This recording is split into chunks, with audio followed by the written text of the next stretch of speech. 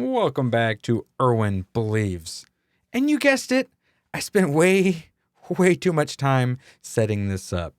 So it's going to be a long one. You're welcome.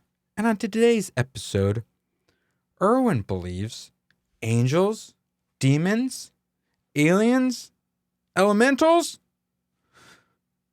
are they all the same thing? Sort of not. Probably not going to name this video that. It's probably going to be angels, demons, or aliens.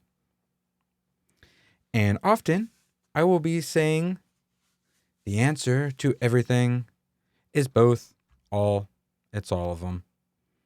It's not that aliens are demons. It's not that the sky gods were aliens and that means God doesn't exist. No. Come on, people. We can walk and chew bubblegum at the same time. It's going to be a long one, so let's get into it. Great chain of being. Yeah, check this out. The great chain of being. So holy looking.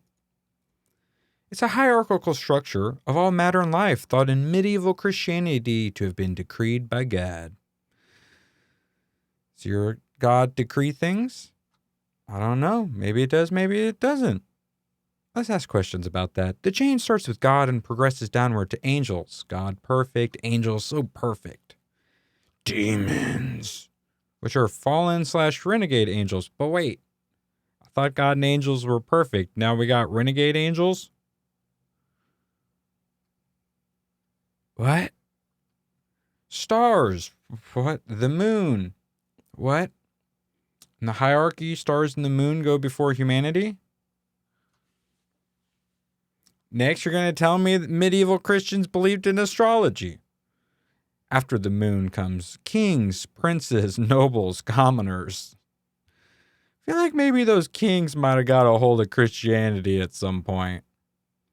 Wild animals, domesticated animals, trees, other plants, precious stones, precious metals, and other minerals.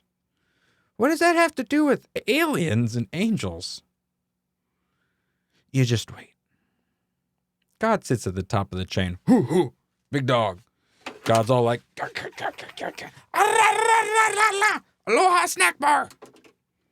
Oh no. Sorry, Susan. I didn't mean it. And yes, we're using Wikipedia for everything. Because if I can prove this stuff with Wikipedia, come on. There's probably something there. Also, the other options, I don't have a lot of options to show you legitimate sources. Not enough scientists.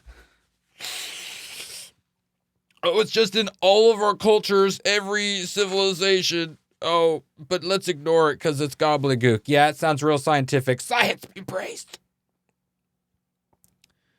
Beneath God, big dog, sits the angels, both existing wholly in spirit form.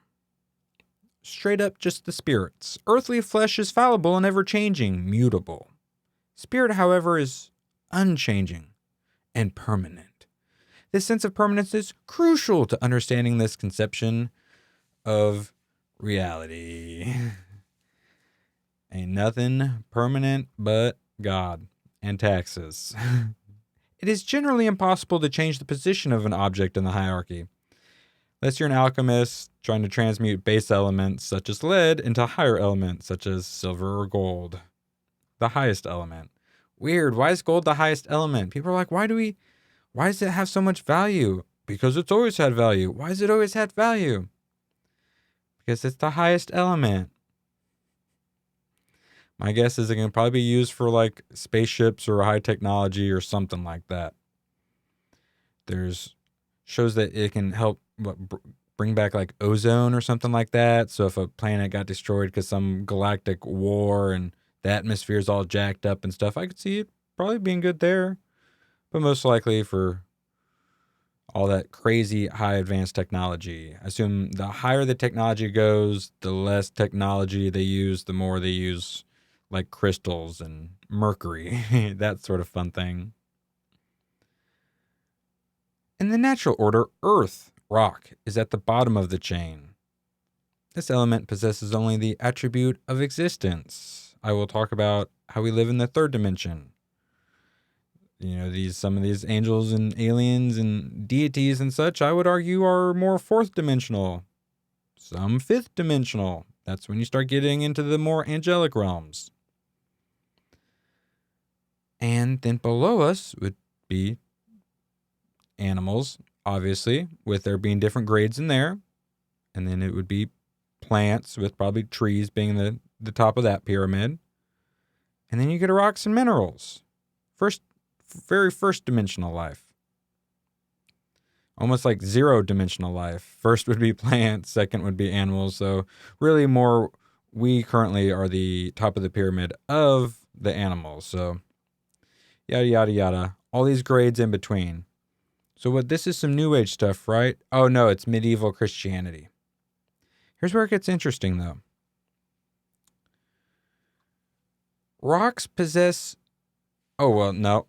I'm skipping ahead. I'm sorry. This is a very professional show. Very professional. Each link succeeding upward. Did I say that correctly? Upward contains the positive attributes of the previous link and adds at least one other. Rocks possess only existence. The next link up is plants, which possess life and existence. Animals add motion and appetite as well. Different levels of existing. Are we at the very top level of existing? No, probably not. And we get people like, the Buddha and Jesus to show us that. Here's where it gets fun, though. Man is both mortal flesh, as those below him, and also spirit as those above. Man in the middle of these links, this chain, which, describe a golden chain coming out of the ocean. And that chain just above, that's our current life. Ever being pulled upwards.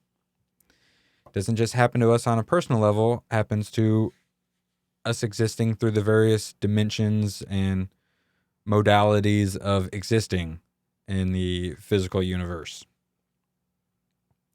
And man is in the middle. Oh, boy. Isn't it fun? It's so much fun. Love it. We are incredibly lucky to be here, even though it's horrifying. This is the only place to be learning these lessons. You can't learn these lessons as well in the higher dimensions once we actually regain our psychic abilities. Remember past lives allegedly. I'll get into that later. You remember all that. You're connected to everyone. It's a very different kind of existence. Especially once you get, free energy and all fix a lot of the society problems. Life is completely different. And below us are the animals, which there's lessons to learn there, but it's more primal. More based on nature rather than our free will. We have free will. And oh boy is it important. And I'm going to probably have to cut this in half at the very least. This one's just going to be called The Hierarchy of Creation. There we go. Subdivisions. We have free will. We are special here. We are pieces of God who are sentient, but we have amnesia. We don't know who we really are. Once we get in that higher dimension, we already know. Harder to have that free will. That's why we are special. Very special, I would argue. We are at the front line of evolving the universe and God. We are doing some of the hardest work. We'll play some Overwatch after this. I know, it doesn't sound very hard.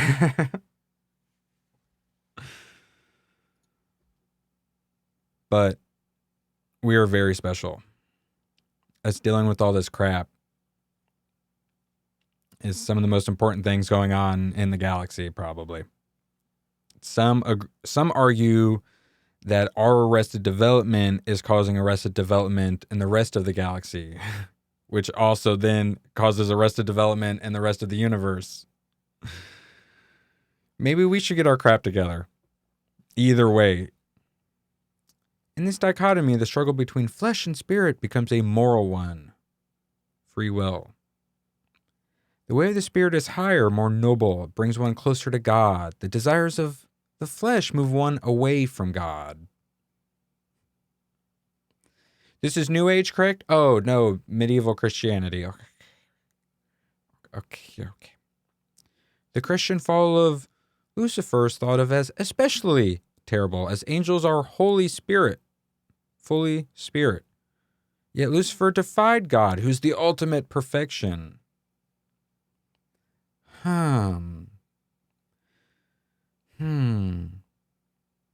some angels be aliens? Could some demons be aliens? Could some aliens be interdimensional, to where they are basically angels and demons, but also incarnate? Is that?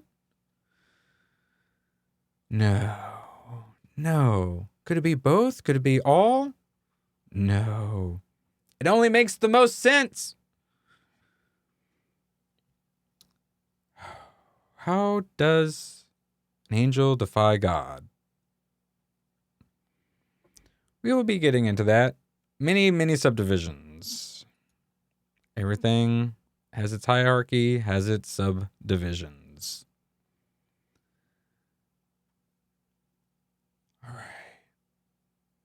All right. We're not doing too terrible. No one's watching. It doesn't matter. Deva, Buddhism. We're just talking about some medieval Christianity. So, how about some Buddhism? A Deva in Buddhism is one of many different types of non-human beings who share the godlike characteristics of being more powerful, longer lived, and in general much happier than humans. Although the same level of veneration is not paid to them as to Buddhas. So a perfected human is still above these devas? Weird. And they're like angels, but humans can become more like angelic than them? Let's explore more. The concept of, nope, don't care. Yeah, Devata, Deva, Buddha, gonna be a lot of Indian words that I just skip over. All right. The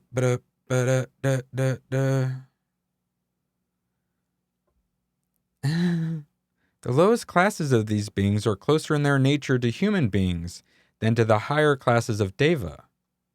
Weird. So we got angels. Some are a little lower, more like humans.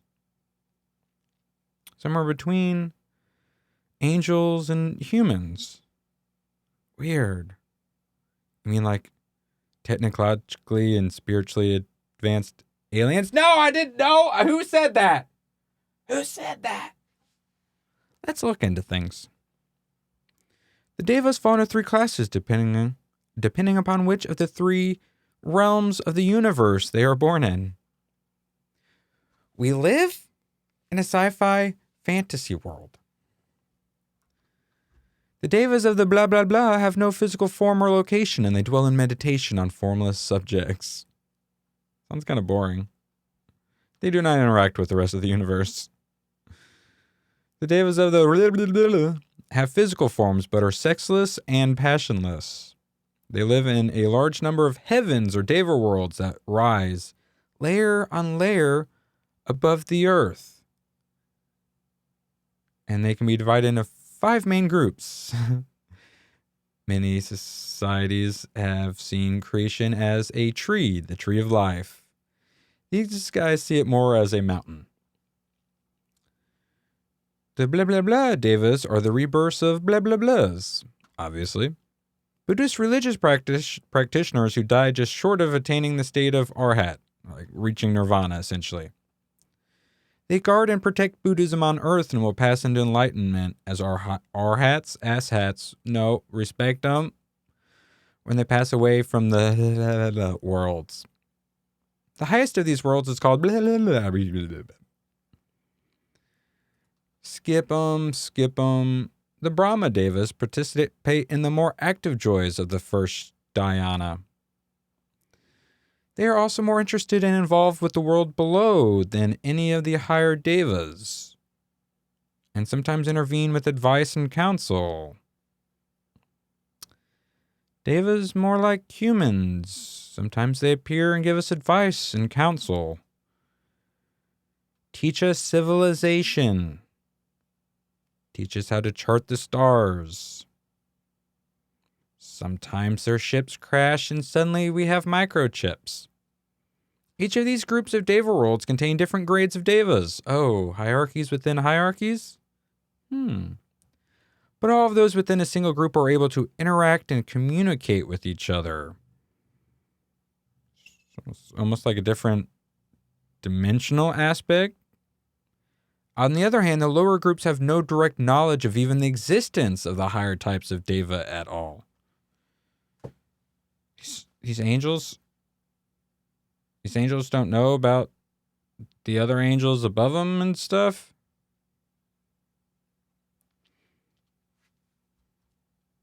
What? All right, then.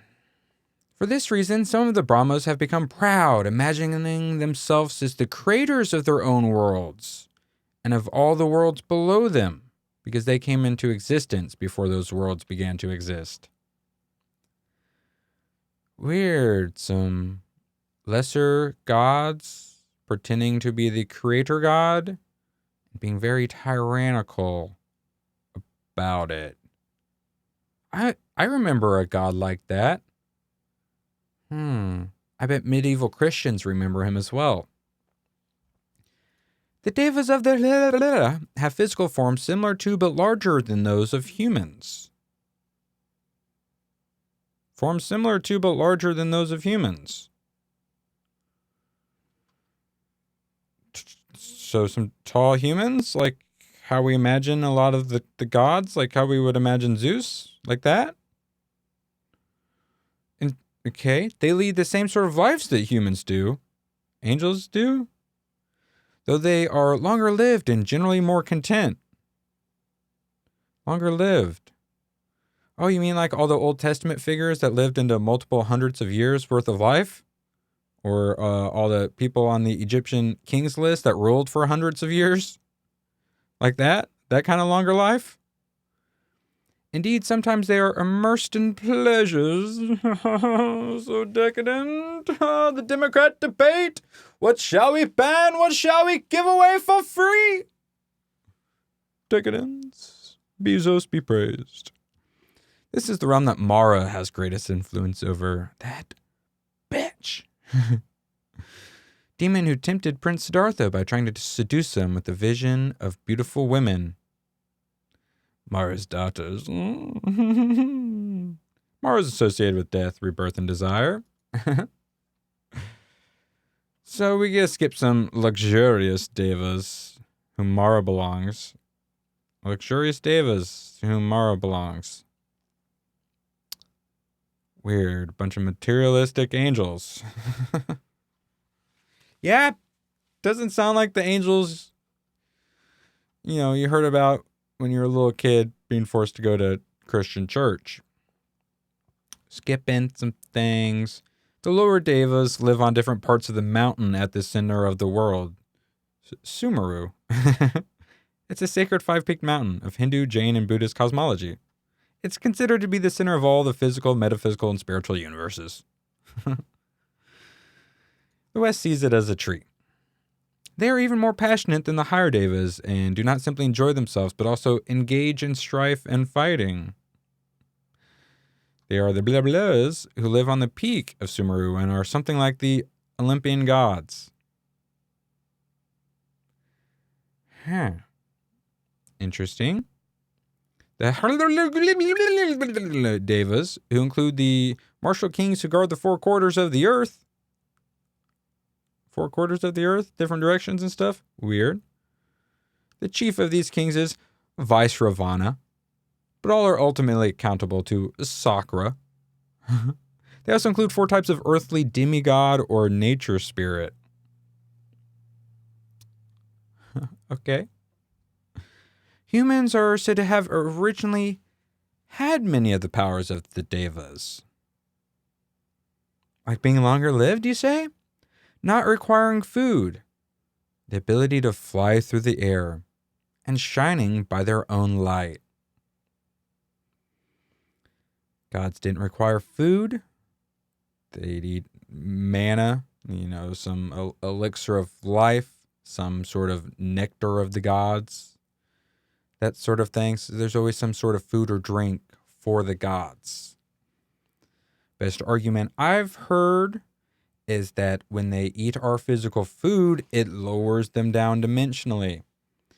You lower down dimensionally to earthly levels, you end up getting stuck in the reincarnation of this planet. And it screws all your crap up. A lot of humans would have relationships with gods, and a lot of the times the gods couldn't stay. They couldn't be together, or they would stay together. But the problem was, if they did, they wouldn't be able to go back to heaven or whatever. They got stuck here.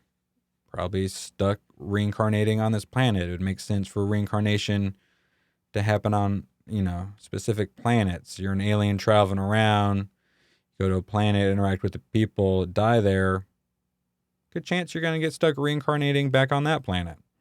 Man, I just skipped really far ahead. Thank God no one's listening. Let's hurry this up. Boy, does this get interesting. Oh, wait. Back to their abilities. Ability to fly through the air. You hear about Tibetans. There's some interesting things that happen in that culture. Their stories are wild and shining by their own light. Sort of like halos or any picture of Jesus ever. Light behind them. Bright, shining with light. God in a cloud, a bunch of light coming out of it. Weird. You die, you go to the light. Weird. I wonder if there's anything to that light. Oh, here we go. Over time, they began to eat solid foods. Their bodies became coarser, and their powers disappeared. Yep. One of us. One of us. You're stuck here. You're stuck here with us, retard. Yeah. If you go to another planet as an angel, don't eat the food. Don't fall in love with the whammons. It'll bring you down to their level, which I know, hey, I ain't being bigoted against against the dimensionally challenged, but we're all here to go up through them dimensions. Maybe don't go backwards. Just throwing it out there. Here's where it gets fun. Yet again, so much fun. Devas are invisible to the human eye. The presence of a deva can be detected by those humans who have opened the divine eye. Located there. An extrasensory power by which one can see beings from other planes. Their voices can also be heard by those who have cultivated blah blah blah, a power similar to that of the ear. Most devas are also capable of constructing illusory forms, by which they can manifest themselves to the beings of lower worlds. Plenty of stories about that sort of thing. Higher and lower devas sometimes do this to each other. It's almost like if you're existing on a different level, to communicate with those on the lower level, you'd have to condense yourself. You'd have to bring yourself down to their level. Now, if they were to come here to the weird in-between state between earthliness and spirit, they're going to have to create an illusory form. Yeah. Probably explains the whole having like 4 blue elephant heads and such like that. Also, a lot of other things. Space helmets, who knows? Oh, yeah, it could be some Stargate action. Illusory forms. This is Wikipedia. Devas do not require the same kind of sustenance as humans do, although the lower kinds do eat and drink.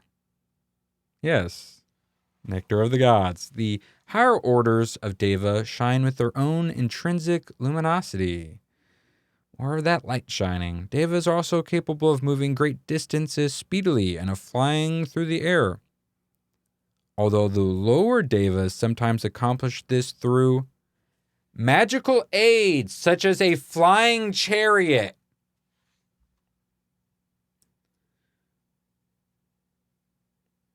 Lower Devas sometimes accomplish this through magical aids, such as a flying chariot, or a giant bird, or a dragon,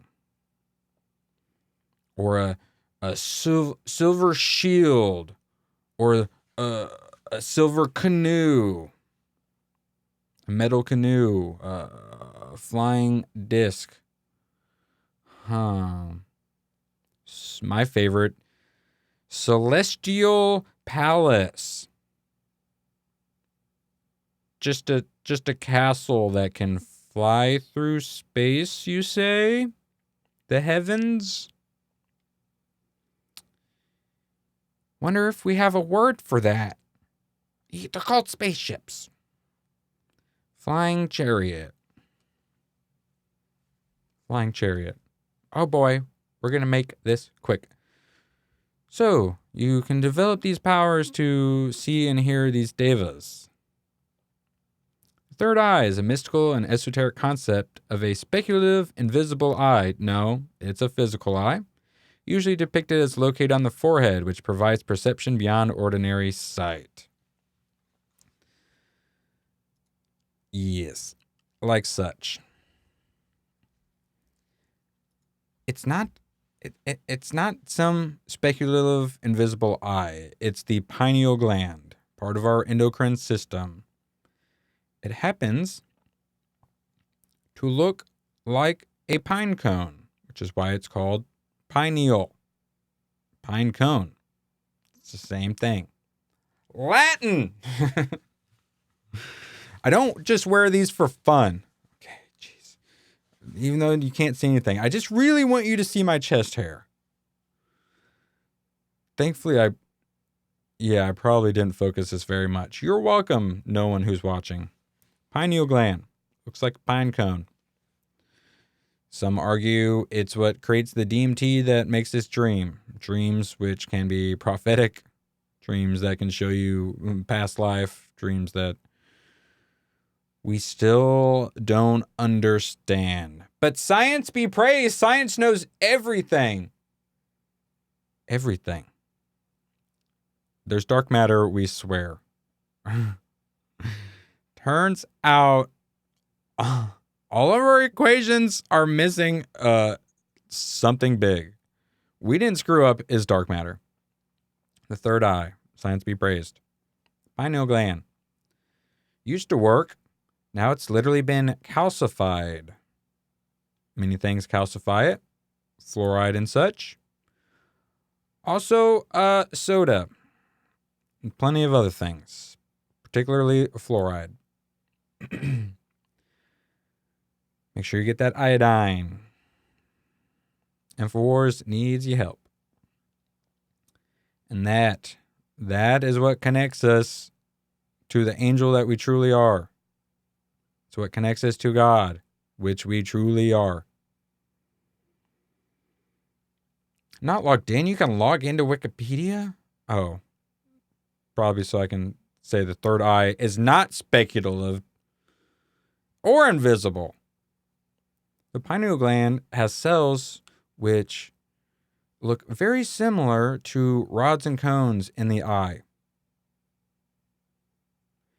It's literally a third eye. It's not speculative or invisible. It's literally in our brain.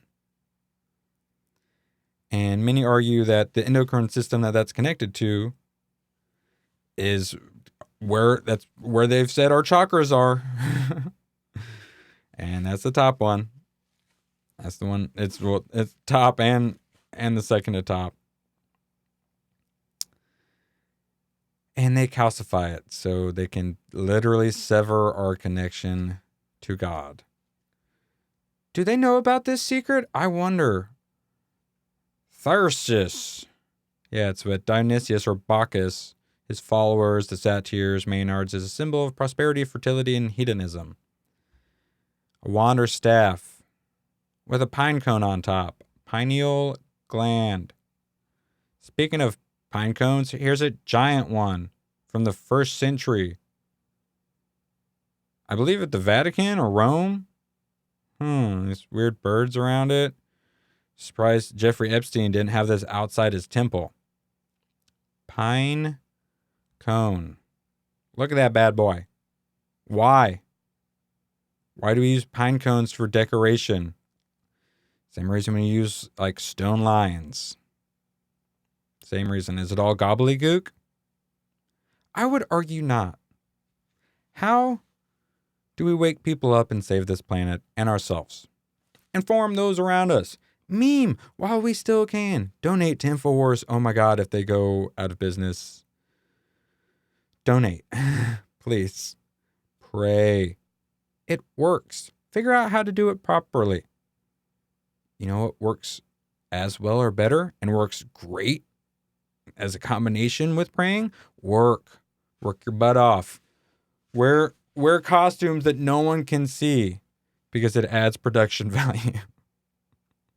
Most importantly, don't forget to dislike and unsubscribe.